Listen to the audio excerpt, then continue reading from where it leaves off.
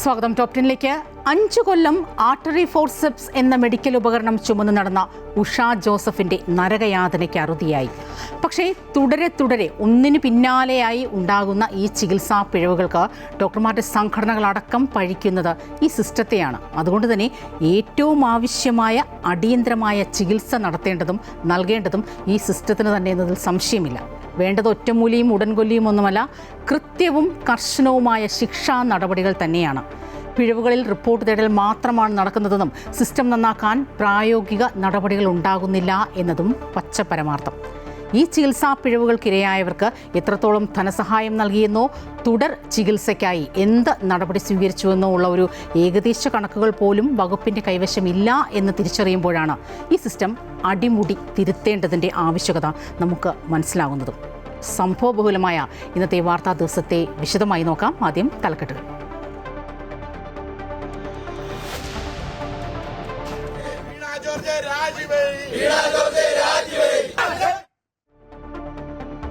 ആരോഗ്യമേഖലയിലെ തുടർച്ചയായ ചികിത്സാ പിഴവുകളിൽ മന്ത്രി വീണ ജോർജിനെതിരെ വ്യാപക പ്രതിഷേധം.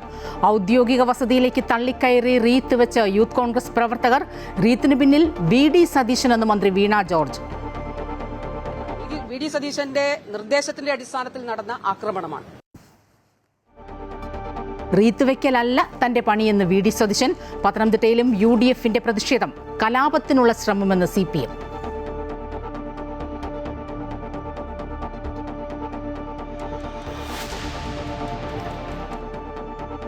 ഉഷ ജോസഫിന്റെ 5 കൊല്ലത്തെ നരകയാതനയ്ക്ക് അറുതിയായി. വണ്ടാനം മെഡിക്കൽ കോളേജ് ആശുപത്രിയിൽ ചികിത്സാ പിഴവ് സംഭവിച്ച ഉഷ ജോസഫിന്റെ വയറ്റിനുള്ളിൽ നിന്ന് മെഡിക്കൽ ഉപകരണം പുറത്തെടുത്. ചികിത്സാ പിഴവിൽ ഡോക്ടർ ലളിതാംബികയെ മാത്രം പ്രതി ചേർത്ത് FIR. പാലക്കാട് പട്ടാമ്പിയിൽ ചികിത്സയിലിരിക്കെ ഗർഭിണി മരിച്ചു. ചികിത്സാ പിഴവെന്ന കുടുംബം, ചികിത്സാ പിഴവല്ലെന്ന് പ്രാഥമിക പോസ്റ്റ്മോർട്ടം റിപ്പോർട്ട്.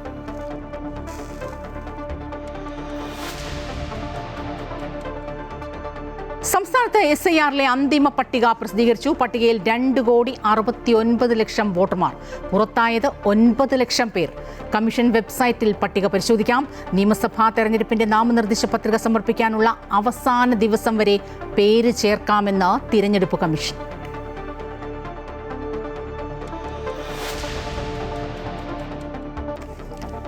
ശബരിമല സ്വർണ്ണക്കൊള്ളയിൽ തന്ത്രി കണ്ഠരര് രാജീവർക്കും N വാസുവിനും ED സമൻസ്. മാർച്ച് ആദ്യം ചോദ്യം ചെയ്യലിന് ഹാജരാകാൻ നിർദ്ദേശം. തന്ത്രിയുടെ ജാമ്യം റദ്ദാക്കാൻ SIT ഉടൻ അപ്പീൽ നൽകിയേക്കില്ല. തന്ത്രിയുടെ അറസ്റ്റിൽ ഗൂഢാലോചനയെന്ന് ആവർത്തിച്ച് VD സതീശൻ. ജാമ്യത്തിനായി സുപ്രീം കോടതിയെ സമീപിച്ച് സ്മാർട്ട് ക്രിയേഷൻസ് ഉടമ പങ്കജ് ഭണ്ഡാരി.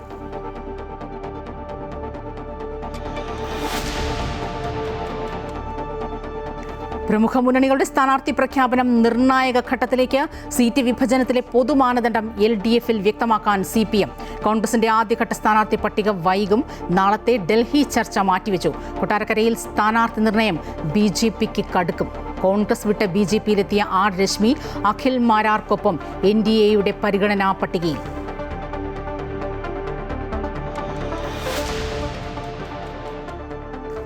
മദ്യനയത്തിൽ സർക്കാരിനെ വിമർശിച്ച് KCBCയും ഓർത്തഡോക്സ് സഭയും. മദ്യനയത്തിനെതിരെ എല്ലാ മതസമുദായങ്ങളെയും ചേർത്തുകൊണ്ടുള്ള നീക്കത്തിന് ശ്രമിക്കുമെന്ന് മദ്യവിരുദ്ധ സമിതി. എല്ലാ മതങ്ങളും ശബ്ദമുയർത്തണമെന്ന് ഓർത്തഡോക്സ് സഭ. സർക്കാർ പുറത്തിറക്കുന്ന ബ്രാൻഡിയുടെ പേര് മിന്നൽ മാജിക് എന്നാക്കി ബെവ്കോ. മലബാർ മിസ്ട്രി എന്ന പേര് മാറ്റി.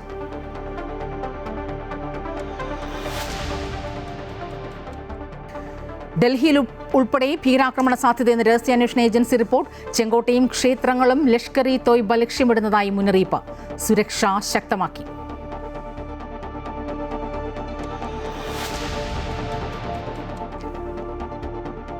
ഓസ്ട്രേലിയൻ മണ്ണിൽ ചരിത്രം കുറിച്ച ഇന്ത്യൻ വനിതാ ക്രിക്കറ്റ് ടീം.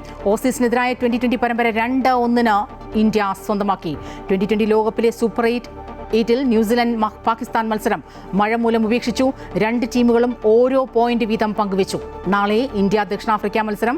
ISLൽ കേരള ബ്ലാസ്റ്റേഴ്സിന്റെ മത്സരം സംബന്ധിച്ച് പ്രതിസന്ധി ഒഴിവായി. മത്സരം നാളെ നടക്കും. 28 ലക്ഷം രൂപ ഒരാഴ്ചയ്ക്കകം കെട്ടിവെക്കണമെന്ന് GCDA.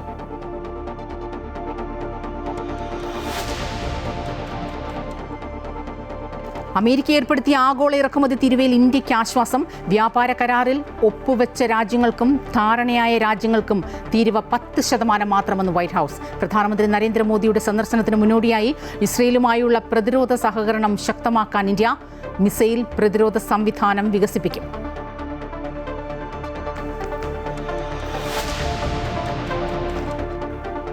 Story of the day: പഞ്ചവാദ്യത്തിലെ മലപ്പുറം പെൺപെരുമ.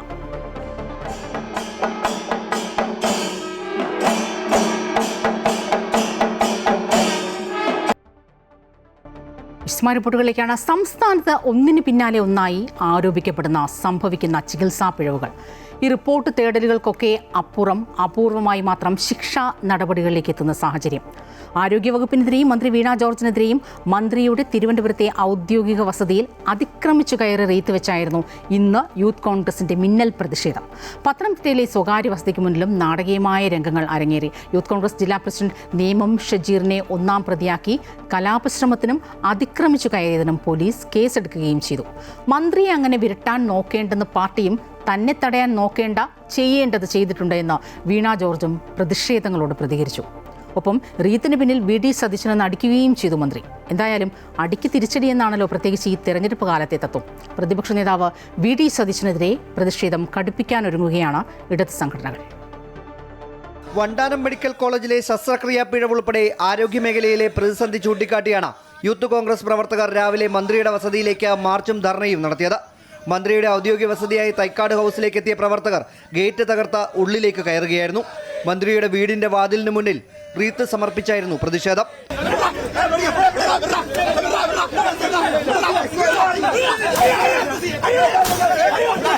തുടർന്ന് ജില്ലാ അധ്യക്ഷൻ നേമം ഷജീറിന്റെ നേതൃത്വത്തിലുള്ള യൂത്ത് കോൺഗ്രസ് പ്രവർത്തകർ ഗേറ്റിന് മുന്നിൽ ഉപരോധം തീർത്ത് പ്രതിഷേധിച്ചു. ഇതോടെ കൂടുതൽ പോലീസ് എത്തി പ്രവർത്തകരെ അറസ്റ്റ് ചെയ്ത് നീക്കാൻ ശ്രമിച്ചെങ്കിലും പ്രവർത്തകരും പോലീസും തമ്മിൽ വാക്കേറ്റവും സംഘർഷവും ഉണ്ടായി. അറസ്റ്റ് ചെയ്ത പ്രവർത്തകരുമായി നീങ്ങിയ ബസ് പ്രതിഷേധക്കാർ തടഞ്ഞെങ്കിലും കൂടുതൽ പോലീസ് എത്തി ഇവരെ മാറ്റി. മന്ത്രിയുടെ രാജി ആവശ്യപ്പെട്ട് പ്രതിഷേധം തുടരാനാണ് യൂത്ത് കോൺഗ്രസിന്റെ തീരുമാനം.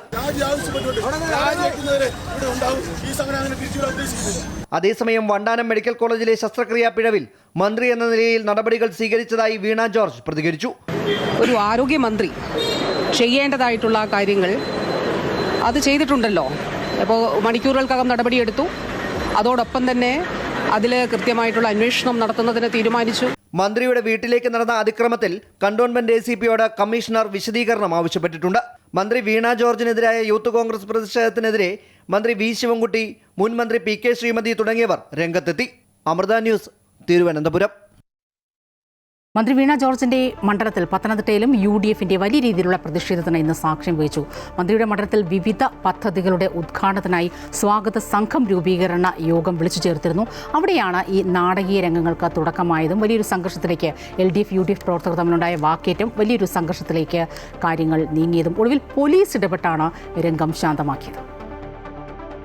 ആരോഗ്യവകുപ്പ് മന്ത്രിയുടെ തിരുവനന്തപുരത്തെ ഔദ്യോഗിക വസതിക്ക് മുൻപിലുണ്ടായ പ്രതിഷേധത്തിന് പിന്നാലെയാണ് പത്തനംതിട്ടയിൽ മന്ത്രി വീണ ജോർജ് പങ്കെടുത്ത യോഗത്തിൽ പ്രതിഷേധ സംഭവങ്ങൾ അരങ്ങേറിയത്. മന്ത്രിയുടെ മണ്ഡലത്തിലെ വിവിധ പദ്ധതികളുടെ ഉദ്ഘാടനത്തിന് മുന്നോടിയായുള്ള സ്വാഗത സംഘം രൂപീകരണ യോഗത്തിൽ UDF പ്രവർത്തകർ ബഹളം വെച്ചതോടെ പ്രതിരോധവുമായി LDF പ്രവർത്തകരും രംഗത്തെത്തി.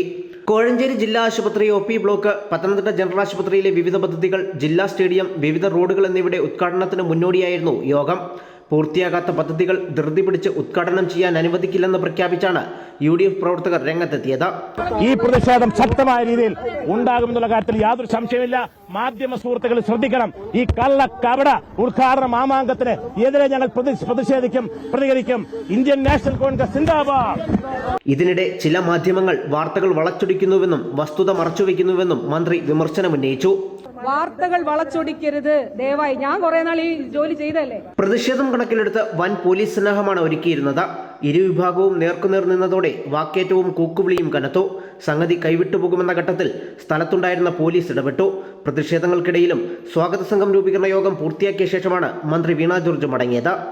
അമൃത ന്യൂസ്, പത്തനംതിട്ട. തനിക്കെതിരെയെല്ലാം ഇത്തരത്തിലുണ്ടാകുന്ന ഈ ആക്രമണങ്ങളുടെ എല്ലാം സൂത്രധാരൻ വി.ഡി. സതീശൻ എന്നാണ് മന്ത്രി വീണ ജോർജ് ആരോപിക്കുന്നത്. ഇത് ആവർത്തിക്കുകയാണ് അവർ ഈ ആരോപണം. യൂത്ത് കോൺഗ്രസ് പ്രവർത്തകർ ഗാർഡിനെ ആക്രമിച്ചു.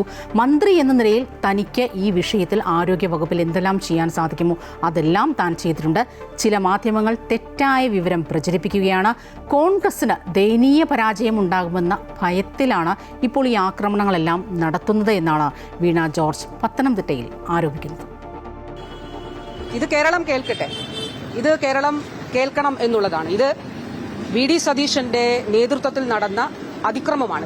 വി.ഡി. സതീശന്റെ നിർദ്ദേശത്തിന്റെ അടിസ്ഥാനത്തിൽ നടന്ന ആക്രമണമാണ്. ഞാനിവിടെ ഉണ്ട്, ഇറങ്ങി നിന്ന് അതിനു വേണ്ടിയിട്ടാ ഇങ്ങോട്ട് വരാൻ വിളിക്കുന്നു. നിങ്ങൾ പറയണ്ടേ? ഇവിടെ ഉണ്ട് ഞാൻ ഇരവിപേര് പോവാണ്. അവിടെ YMA ലൈബ്രറിയുടെ പരിപാടിയാണ്. അതിനുശേഷം പത്തനംതിട്ട ടൗണിൽ കാണും. എങ്ങോട്ടും പോകാൻ ഉദ്ദേശിക്കുന്നില്ല. പ്രതിഷേധങ്ങളെല്ലാം നേരിടാൻ തന്നെയാണ് മന്ത്രി വീണ ജോർജിന്റെ നീക്കം. എന്തായാലും മന്ത്രി വീണ ജോർജിന് ഇന്നിപ്പോൾ മറുപടിയുമായി പ്രതിപക്ഷ നേതാവ് വി.ഡി. സതീശൻ രംഗത്തെത്തി. മന്ത്രിമാരുടെ വീട്ടിൽ റീത്ത് വെക്കാൻ പറയുന്നതല്ല തന്റെ പണിയെന്നും വീട്ടിനകത്തേക്ക് കയറിയുള്ള പ്രതിഷേധത്തോട് പക്ഷേ തനിക്ക് യോജിപ്പില്ല എന്നും വി.ഡി. സതീശൻ പറഞ്ഞു. അതേസമയം സർക്കാർ മെഡിക്കൽ കോളേജുകളുടെ പ്രവർത്തന രീതി അപ്പാടെ തകർന്നുവെന്നും ഈ മേഖല സർക്കാരിന്റെ ശ്രദ്ധയിലേയില്ല എന്നും പ്രതിപക്ഷ നേതാവ് കുറ്റപ്പെടുത്തി. ഞങ്ങളെ പരിപാടിയൊന്നുമല്ല സാധാരണ റീത്ത് വയ്ക്കല്. റീത്ത് പയ്യന്നൂരിൽ റീത്ത് വെച്ചത് ആരാ? ആ റീത്ത് വെച്ചതിന്റെ അർത്ഥം എന്താ? കൊല്ലും എന്നാണ്. നിന്നെ ഞങ്ങൾ കൊല്ലും. ML വിജയമാഷിന്റെ മോന്റെ മുമ്പിൽ റീത്ത് വെച്ചത് ഞങ്ങളുടെ രീതിയല്ല, ദാസമര രീതിയല്ല. പിന്നെ എനിക്കിതല്ലല്ലോ ജോലി, മന്ത്രിമാരുടെ വീട്ടിൽ കൊണ്ട് റീത്ത് വയ്ക്കാൻ പറയലല്ലോ ജോലി. അപ്പൊ ഈ ചോദ്യത്തിനുകൂടി എന്റെ വീട്ടിലേക്ക് ആളുകളെ പറഞ്ഞു വിട്ട് തല്ലി തകർത്തത് മന്ത്രിമാരാണെന്നുകൂടി മറുപടി പറഞ്ഞാൽ മതി.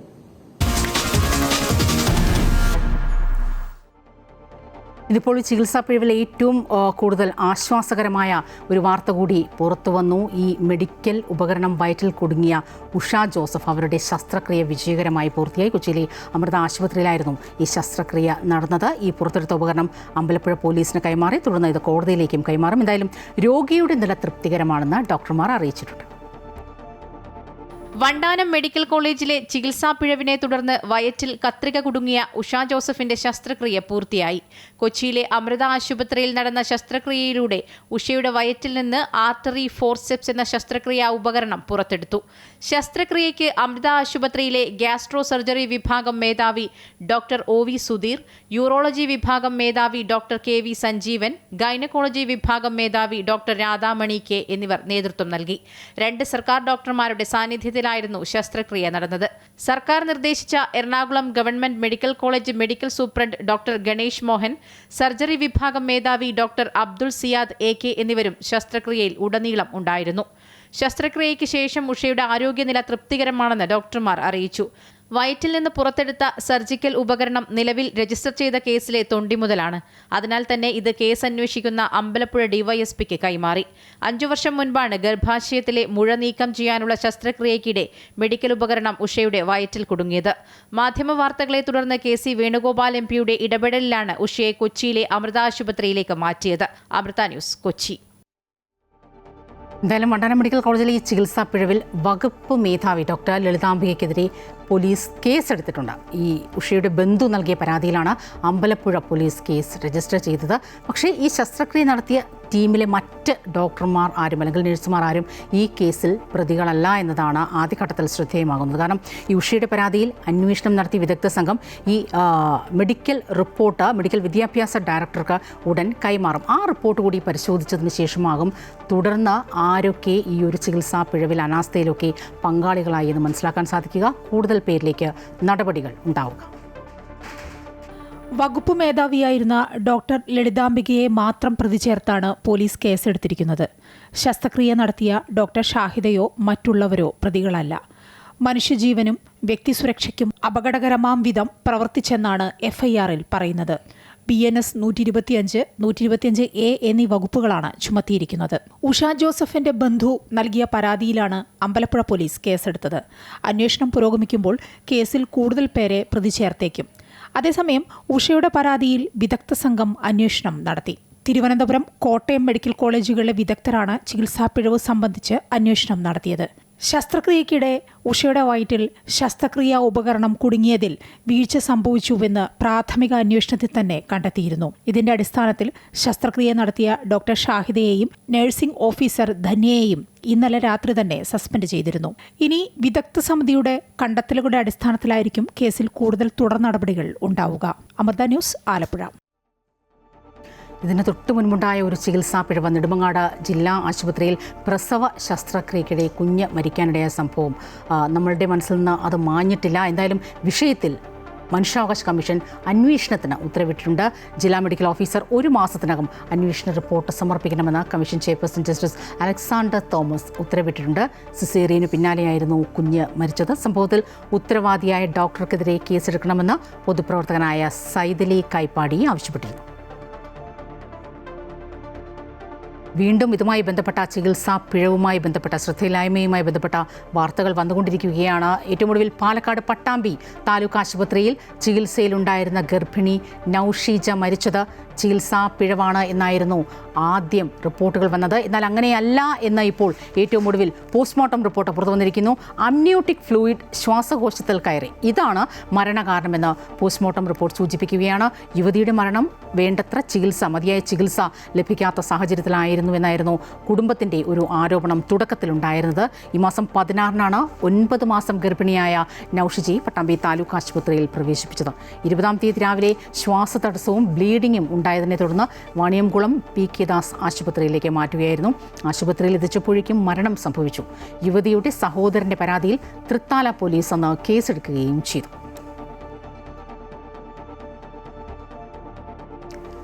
കോട്ടയം മെഡിക്കൽ കോളേജിൽ ചികിത്സ നിഷേധിച്ചതായ വാർത്തയും പുറത്തുവരുന്നു. ഇടുക്കി ആനച്ചാൽ സ്വദേശി ശെൽവരാജിന് ചികിത്സ നിഷേധിക്കപ്പെട്ടുവെന്നാണ് പരാതി. പക്ഷാഘാതമുണ്ടായി 14 ദിവസം അടിമാലി താലൂക്ക് ആശുപത്രി, ഇടുക്കി മെഡിക്കൽ കോളേജ്, ചിത്തിരപുരം സാമൂഹ്യ ആരോഗ്യ കേന്ദ്രം എന്നിവിടങ്ങളിൽ രോഗിക്ക് കഴിയേണ്ടി വന്നു എന്നും പരാതിയുണ്ട്. പക്ഷാഘാതത്തെ തുടർന്ന് പൂർണ്ണമായി തളർന്ന അവസ്ഥയിലാണ് മൂന്നാർ ആനച്ചാൽ സ്വദേശി സെൽവരാജിനെ കോട്ടയം മെഡിക്കൽ കോളേജിലെത്തിച്ചത്. അടിയന്തരമായി ചികിത്സ വേണ്ട സാഹചര്യത്തിൽ ശസ്ത്രക്രിയയ്ക്ക് ലഭിച്ച ടോക്കൺ നമ്പർ 41. ഊഴമെത്താൻ കുറഞ്ഞത് 1.5 മാസം സമയം. ഇതിനിടെ എന്തും സംഭവിക്കാമെന്ന് അധികൃതർ അറിയിച്ചതോടെ തൊടുപുഴയിലെ സ്വകാര്യ ആശുപത്രിയിൽ ചികിത്സ തേടാൻ ഇവർ നിർബന്ധിതരായി. ഇപ്പോൾ ബിൽ തുക കൊടുത്തു തീർക്കാൻ നെട്ടോട്ടമോടുമ്പോൾ ഈ സിസ്റ്റത്തെ പഴിക്കുകയാണ് സെൽവരാജിന്റെ ഭാര്യ ശാന്തമ്മ. 1 ലക്ഷം രൂപ അവിടുന്ന് ഇവിടുന്ന് കടമൊക്കെ വാങ്ങിച്ച് അടച്ചു. ഇപ്പം 4 ലക്ഷം രൂപ, 4 അധികമുണ്ട്, 2 ദിവസം ബില്ലില്ലാതെ 4 ലക്ഷം രൂപ പെൻഡിങ്ങാണ്. അപ്പോൾ ഇന്നലെ ആയപ്പോഴത്തേനും അവസ്ഥ വീണ്ടും മോശമായി. പക്ഷാഘാതം സംഭവിച്ചതിനെ തുടർന്ന് അടിമാലി താലൂക്ക് ആശുപത്രിയിൽ നിന്ന് എത്രയും വേഗം കോട്ടയം മെഡിക്കൽ കോളേജിൽ എത്തിക്കണമെന്ന് ആവശ്യപ്പെട്ടതിനാലാണ് ശാന്തമ്മ സെൽവരാജുമായി കോട്ടയത്ത് വന്നത്. എന്നാൽ ശസ്ത്രക്രിയ ഉടൻ ചെയ്യാൻ കഴിയില്ലെന്നറിഞ്ഞതോടെ നിരാശരായി. ഇതുവരെ തൊടുപുഴയിലെ സ്വകാര്യ ആശുപത്രിയിൽ 5 ലക്ഷത്തോളം രൂപ ചിലവായി. കൂലിപ്പണി ചെയ്ത് വീട് നോക്കിയിരുന്ന ശാന്തമ്മ ഈ തുക എങ്ങനെ കണ്ടെത്തുമെന്നറിയാത്ത സ്ഥിതിയിലാണിപ്പോൾ. അമൃത ന്യൂസ്, ഇടുക്കി.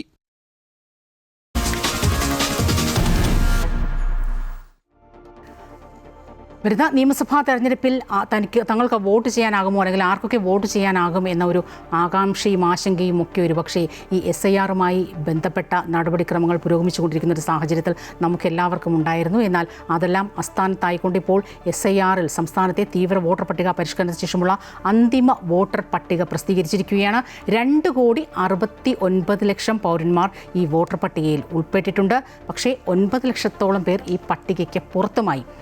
പട്ടികയ്ക്ക് പുറത്തായവർ അല്ലെങ്കിൽ ഇനിയും പേര് ചേർക്കാത്തവർക്ക് ഇനിയും അവസരമുണ്ട്. കാരണം വരുന്ന നിയമസഭാ തെരഞ്ഞെടുപ്പിൽ നാമനിർദ്ദേശ പത്രിക സമർപ്പിക്കുന്ന ആ ദിവസം വരെ പേര് ചേർക്കാമെന്നാണ് SIRൽ അറിയിച്ചിട്ടുള്ളത്.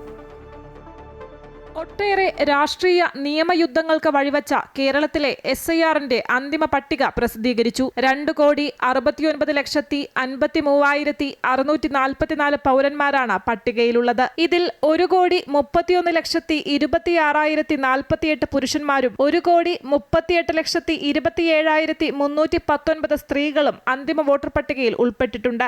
2,23,558 പേർ പ്രവാസി വോട്ടർമാരാണ്. 54 54,110 സർവീസ് വോട്ടർമാരുമുണ്ട്. കരട് വോട്ടർ പട്ടികയിൽ 2,54,42,352 വോട്ടർമാരാണ് ഉണ്ടായിരുന്നത്. തീവ്ര വോട്ടർ പട്ടിക പരിഷ്കരണം 2025 നവംബർ 4-നാണ് ആരംഭിച്ചത്. ഡിസംബർ 23 മുതൽ ജനുവരി 30 വരെ കരട് വോട്ടർ പട്ടിക സംബന്ധിച്ച അവകാശവാദങ്ങളും എതിർപ്പുകളും വ്യക്തമാക്കാനുള്ള കാലയളവായിരുന്നു. ഡിസംബർ 23 മുതൽ ഫെബ്രുവരി 14 വരെ പല ഘട്ടങ്ങളിലായി ഹിയറിംഗും പരിശോധനകളും നടന്നു. ഇവയെല്ലാം പരിഗണിച്ചാണ് അന്തിമ വോട്ടർ പട്ടിക പ്രസിദ്ധീകരിച്ചിരിക്കുന്നത്. തിരഞ്ഞെടുപ്പിന് നാമനിർദ്ദേശ പത്രിക സമർപ്പിക്കുന്നതിനുള്ള അവസാന ദിവസം വരെ വോട്ടർ പട്ടികയിൽ പേര് ചേർക്കുന്നതിന് അപേക്ഷിക്കാവുന്നതാണ്. നിലവിൽ 9 ലക്ഷം പൗരന്മാരാണ് പട്ടികയിൽ നിന്നും പുറത്തായിട്ടുള്ളത്. അമൃത ന്യൂസ്, തിരുവനന്തപുരം.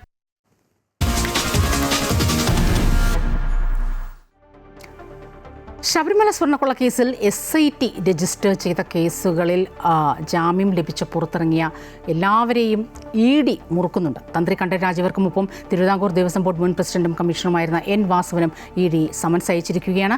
ഇരുവരോടും മാർച്ച് ആദ്യവാരം ചോദ്യം ചെയ്യലിന് ഹാജരാകാനാണ് നിർദ്ദേശം നൽകിയിരിക്കുന്നത്. SITയുടെ പ്രതിപട്ടികയിലുള്ള മുഴുവൻ ആളുകളെയും ചോദ്യം ചെയ്യാൻ വിളിപ്പിക്കും. അതിൻ്റെ ഭാഗമായിട്ടാണ് ഇപ്പോൾ EDയുടെ ഈ നടപടി. തന്ത്രി കണ്ഠരര് രാജീവർക്കും N വാസുവിനും ചോദ്യം ചെയ്യലിന് ഹാജരാകാൻ ആവശ്യപ്പെട്ട് എൻഫോഴ്സ്മെന്റ് ഡയറക്ടറേറ്റ് നോട്ടീസ് അയച്ചു. ഇതിൽ തന്ത്രിയോട് മാർച്ച് 4-ന് എത്താനാണ് ആവശ്യപ്പെട്ടിരിക്കുന്നത്. ശബരിമല സ്വർണ്ണക്കൊള്ളക്കേസ് അന്വേഷിക്കുന്ന SITയുടെ പ്രതിപട്ടികയിലുള്ള മുഴുവൻ ആളുകളെയും ED ചോദ്യം ചെയ്യാൻ വിളിപ്പിക്കുന്നതിന്റെ ഭാഗമായാണ് നടപടി.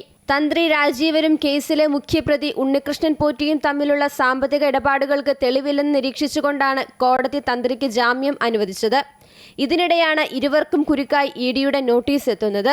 തന്ത്രിയുടെ സാമ്പത്തിക വരുമാനത്തെയോ സ്രോതസ്സുകളെക്കുറിച്ച് അസ്വാഭാവികമായി യാതൊന്നും കണ്ടെത്താൻ അന്വേഷണ സംഘത്തിന് കഴിഞ്ഞിട്ടില്ല എന്നാണ് കൊല്ലം വിജിലൻസ് കോടതി ജാമ്യ ഉത്തരവിൽ വ്യക്തമാക്കിയിരിക്കുന്നത്. എന്നാൽ പത്തനംതിട്ടയിലെയും കുന്നംകുളത്തെയും ചില സ്വകാര്യ പണമിടപാട് സ്ഥാപനങ്ങളിൽ തന്ത്രിക്കും കുടുംബത്തിനുമുള്ള നിക്ഷേപമടക്കമുള്ള കാര്യങ്ങളിൽ ED വ്യക്തത തേടും. അമൃത ന്യൂസ്, കൊച്ചി. ശബരിമല സ്വർണ്ണക്കൊള്ളക്കേസിൽ തന്ത്രി കണ്ഠരര് രാജീവരുടെ ജാമ്യത്തിനെതിരെ SIT അപ്പീൽ നൽകില്ലെന്ന സൂചന. കാരണം തന്ത്രിയുടെ അറസ്റ്റിലും ജാമ്യത്തിലുമൊക്കെ രാഷ്ട്രീയമായി മറുപടി പറയേണ്ട അവസ്ഥയിലാണ് സംസ്ഥാന സർക്കാർ. ഇതിനിടെയാണ് അപ്പീൽ നീക്കത്തിൽ SITയുടെ നിർണായക തീരുമാനം വന്നിരിക്കുന്നത്. ശബരിമല സ്വർണ്ണക്കൊള്ള കേസിൽ 41 ദിവസത്തെ ജയിൽവാസത്തിന് ശേഷം ജാമ്യം നേടി പുറത്തുവന്ന തന്ത്രി കണ്ഠരര് രാജീവരുടെ ജാമ്യഹർജി പരിഗണിക്കവേ പ്രത്യേക അന്വേഷണ സംഘത്തിന് കനത്ത തിരിച്ചടിയാണ് കൊല്ലം വിജിലൻസ് കോടതിയിൽ നേരിടേണ്ടി വന്നത്. തന്ത്രിക്കെതിരായ കേസിൽ തെളിവിന്റെ കണിക പോലുമില്ലെന്നാണ് കോടതി വിലയിരുത്തിയത്. ഇതിനിടെയാണ് ഉത്തരവിൽ അവ്യക്തതയുണ്ടെന്ന് ചൂണ്ടിക്കാട്ടി ഹൈക്കോടതിയിൽ അപ്പീൽ സമർപ്പിക്കാൻ SIT തീരുമാനിച്ചത്. ഇക്കാര്യത്തിൽ അന്വേഷണ സംഘം നിയമോപദേശവും തേടിയിരുന്നു. ശബരിമലയിലെ യുവതീ പ്രവേശനത്തെ എതിർത്തതിൽ സർക്കാരിനുള്ള വൈരാഗ്യമാണ് അറസ്റ്റിന് പിന്നിലെന്നാണ് തന്ത്രി ജാമ്യാപേക്ഷയിൽ വാദിച്ചത്. ശബരിമല യുവതീ പ്രവേശനത്തെ എതിർത്തതിൽ ഭരണകക്ഷിയിലെയും പോലീസിലെയും ഉന്നതർക്ക് വൈരാഗ്യമുണ്ടായിരുന്നുവെന്നും വാദിച്ചു. തന്ത്രി അറസ്റ്റിലായ സമയത്ത് പോലും എതിർപ്പുണ്ടായിരുന്നെങ്കിലും മൗനത്തിലായിരുന്ന പ്രതിപക്ഷം പിന്നീട് തന്ത്രിയുടെ വാദങ്ങൾ ഏറ്റെടുത്തു. തന്ത്രിയുടെ അറസ്റ്റിന് പിന്നിൽ ഗൂഢാലോചന നടന്നിട്ടുണ്ടെന്ന് സംശയിക്കുന്നതായി പ്രതിപക്ഷ നേതാവ് VD സതീശൻ ആരോപിച്ചു. ആരോപണങ്ങൾ ഒട്ടേറെ ഉയരുന്നുണ്ടെങ്കിലും കൃത്യമായ തെളിവുകളുടെ അടിസ്ഥാനത്തിലായിരുന്നു അറസ്റ്റെന്നാണ് SITയുടെ നിലപാട്. ജാമ്യ ഉത്തരവിൽ പ്രോസിക്യൂഷൻ വാദങ്ങൾ ഇല്ലെന്നത് കൂടി കണക്കിലെടുത്താണ് ഹൈക്കോടതിയിൽ അപ്പീൽ നീക്കത്തിനായി SIT ശ്രമിച്ചത്. അപ്പീൽ നൽകുന്നത് തന്ത്രിയെ വിടാതെ പിന്തുടരുന്നുവെന്ന പ്രതീതിയുണ്ടാക്കുമെന്ന് വിലയിരുത്തിയതോടെയാണ് SITയുടെ പിന്മാറ്റം. അമൃത ന്യൂസ്, തിരുവനന്തപുരം. നിയമസഭാ തെരഞ്ഞെടുപ്പിനുള്ള എല്ലാ രാഷ്ട്രീയ പാർട്ടികളുടെയും മുന്നണികളുടെയും സ്ഥാനാർത്ഥി പ്രഖ്യാപനം ചെറുതായൊന്ന് വൈകുമെന്ന സൂചന. കാരണം CPM-ൽ സ്ഥാനാർത്ഥി നിർണ്ണയം സംബന്ധിച്ച് തിരുവനന്തപുരത്ത് നടന്ന സംസ്ഥാന നേതൃയോഗം ചർച്ചയെല്ലാം ചെയ്തു. സീറ്റ് വിഭജനത്തിൽ സ്വീകരിക്കേണ്ട ഒരു പൊതു മാനദണ്ഡം അതിപ്പോൾ തിങ്കളാഴ്ച ചേരുന്ന LDF യോഗത്തെ അറിയിക്കാനാണ് നീക്കം. അടുത്തയാഴ്ചയോടെ ഒരുപക്ഷേ ആദ്യഘട്ട സ്ഥാനാർത്ഥി പട്ടിക പുറത്തുവിടാനായിരുന്നു കോൺഗ്രസ് നേതൃത്വത്തിന്റെ നീക്കം. എന്നാൽ ആ പ്രഖ്യാപനവും നീണ്ടേക്കുമെന്ന സൂചനകളാണ് പുറത്തുവരുന്നത്. BJP 50-ലധികം സീറ്റുകളിൽ സ്ഥാനാർത്ഥി പട്ടിക തയ്യാറാക്കിയെന്ന സൂചനയുമുണ്ട്. വിവരങ്ങളുമായി ഏറ്റവും പുതിയ വിവരങ്ങളുമായി അൺഫിലിറ്റ് ഡിസൂസ ചേരുകയാണ്. അൺഫിലിറ്റ്, 3 മുന്നണികളിലും ഘടകകക്ഷികളുമായുള്ള ഒരു സീറ്റ് വിഭജന ചർച്ച അതുകൂടി സമാന്തരമായി തുടരുകയാണ്. ഒരു പക്ഷേ അതുകൊണ്ടായിരിക്കും ഈ സ്ഥാനാർത്ഥി പ്രഖ്യാപനം വൈകുന്നത് എന്ന് നമ്മൾ മനസ്സിലാക്കണം. മാത്രമല്ല, ഏറ്റവും ആദ്യം സ്ഥാനാർത്ഥി പ്രഖ്യാപനം നടത്തി ഈ തെരഞ്ഞെടുപ്പ് പ്രചരണത്തിൽ ഒരു മുഴം മുന്നേ എത്താനുള്ള ശ്രമത്തിലാണ് 3 മുന്നണികളും. ഏറ്റവും ഒടുവിലത്തെ തെരഞ്ഞെടുപ്പ് ഏറ്റവും ഒടുവിലത്തെ മുന്നണികളുടെ തന്ത്രങ്ങളെല്ലാം എങ്ങനെ മുന്നോട്ട് പോകുന്നു? വിവരങ്ങൾ.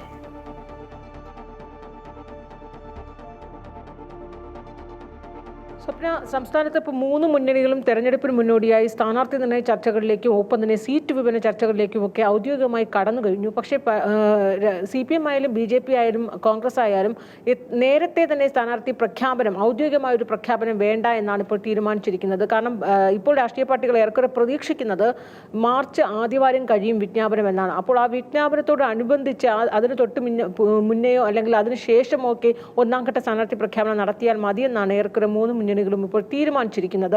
കോൺഗ്രസ് അടുത്ത ആഴ്ച ഒന്നാംഘട്ട സ്ഥാനാർത്ഥികളെ പ്രഖ്യാപിക്കാമെന്ന് കരുതിയിരുന്നെങ്കിലും ഇപ്പോൾ ദേശീയ നേതൃത്വം ഹൈക്കമാൻഡ് നൽകിയിരിക്കുന്ന നിർദ്ദേശം ഉടനടി പ്രഖ്യാപനം വേണ്ട. അതേസമയം ധാരണ അനുസരിച്ച് സീറ്റുകളിലൊക്കെ തന്നെ ഏറെക്കുറെ ധാരണയായിട്ടുണ്ട്. ആ ധാരണ അനുസരിച്ച് സ്ഥാനാർത്ഥികൾ പ്രചാരണവുമായി മുന്നോട്ട് പൊക്കോട്ടെ, പക്ഷേ ഔദ്യോഗിക പ്രഖ്യാപനം അത് കഴിഞ്ഞു മതിയെന്നാണ് തീരുമാനിച്ചിരിക്കുന്നത്. അതേ രീതിയിൽ തന്നെയാണ് BJP ഒരു 40 ആദ്യഘട്ടത്തിൽ ഒരു 40 സ്ഥാനാർത്ഥികളെയൊക്കെ തീരുമാനിച്ചുറപ്പിച്ചിരുന്നു. ഈ മാസം അവസാനത്തോടെ പ്രഖ്യാപിക്കുമെന്ന് പറഞ്ഞിരുന്നെങ്കിലും ആ പ്രഖ്യാപനം വൈകുകയാണ്. വിജ്ഞാപനം കഴിഞ്ഞതിന് ശേഷമോ അല്ലെങ്കിൽ അതിന് തൊട്ട് പിന്നാലെ മതിയെന്നാണ് തീരുമാനിച്ചിരിക്കുന്നത്. ഇടതുമുന്നണിയിൽ ഇന്നിപ്പോൾ CPM-ന്റെ സംസ്ഥാന സെക്രട്ടേറിയറ്റ് യോഗം ചേർന്നിരുന്നു. ഇന്നലെ CPI നേതൃയോഗം നടന്നിരുന്നു. തിങ്കളാഴ്ച LDF യോഗം നടക്കുകയാണ്. അപ്പോൾ ഔദ്യോഗികമായ ഒരു സീറ്റ് ചർച്ചകളിലേക്കൊന്നും തന്നെ ഇടതുമുന്നണി ഇതുവരെ കടന്നിട്ടില്ല. പക്ഷേ ഈ ആഴ്ചയോടുകൂടി തന്നെ മുന്നണി അതിൽ കടക്കും. ഉഭയകക്ഷി ചർച്ചകൾ ഉൾപ്പെടെ നടക്കും. തിങ്കളാഴ്ച നടന്ന ഇടതുമുന്നണി യോഗത്തിലായിരിക്കും ഔദ്യോഗികമായി അത്തരം ചർച്ചകളിലേക്ക്, അതായത് ഉഭയകക്ഷി ചർച്ചകളിലേക്കൊക്കെ കടക്കുക. ഏറെക്കുറെ സീറ്റുകൾ തമ്മിലൊക്കെ ധാരണ ആയിട്ടുണ്ട്. പല ഘടകകക്ഷികളും കൂടുതൽ സീറ്റ് ആവശ്യപ്പെടും. കേരള കോൺഗ്രസ് ഉൾപ്പെടെ ഒറ്റക്കക്ഷികളുടെ ചെറിയ ഘടകകക്ഷികളൊക്കെ തന്നെയും കൂടുതൽ സീറ്റ് ആവശ്യപ്പെട്ട് രംഗത്ത് വന്നിട്ടുണ്ട്. അത്തരത്തിലുള്ള ചർച്ചകളൊക്കെ തന്നെയും തിങ്കളാഴ്ച ചേരുന്ന ഇടതുമുന്നണി യോഗത്തിലുണ്ടാകും. CPM-നെ സംബന്ധിച്ച് ഒറ്റഘട്ടമായ സ്ഥാനാർത്ഥികളെ പ്രഖ്യാപിക്കും. CPI ആയാലും അതേ സ്ഥിതി തന്നെയാണ്. പക്ഷേ അതൊക്കെ തന്നെയും വിജ്ഞാപനത്തിന് ശേഷം മതി എന്ന രീതിയിൽ തന്നെയാണ് ഇപ്പോൾ 3 മുന്നണികളും തീരുമാനിച്ചിരിക്കുന്നത്. അതേസമയം ഇന്ന് സംസ്ഥാന സെക്രട്ടറിയിൽ അത്തരത്തിലുള്ള പ്രാഥമിക ചർച്ചകൾക്കും തെരഞ്ഞെടുപ്പ് അജണ്ടകളും പ്രചാരണം ഏത് രീതിയിൽ പോകണം എന്ന രീതിയിലുള്ള പ്രാഥമിക ചർച്ചകളൊക്കെ തന്നെയും നടത്തിയിരിക്കുകയാണ്. സ്വപ്ന. വിശദാംശങ്ങളുമായി ചേർന്ന മുന്നണികളുടെ സ്ഥാനാർത്ഥി പ്രഖ്യാപനം അല്പം വൈകുമെന്ന സൂചനകൾ ലഭിക്കുകയാണ്.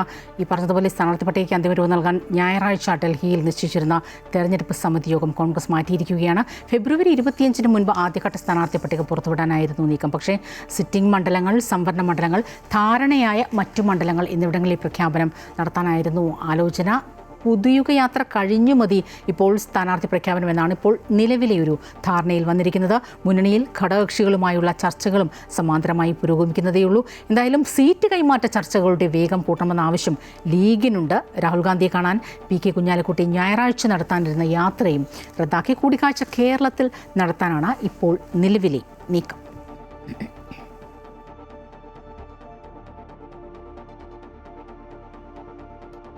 കാലുമാറ്റി ചവിട്ടലുകളും കളമാറ്റി ചവിട്ടലുകളുമെല്ലാം അനസ്യൂതം തുടരുകയാണ്. തിരഞ്ഞെടുപ്പ് ഗോതയിൽ മഹിളാ കോൺഗ്രസ് നേതാവ് R. രശ്മി BJP അംഗത്വം സ്വീകരിച്ചിരിക്കുന്നു.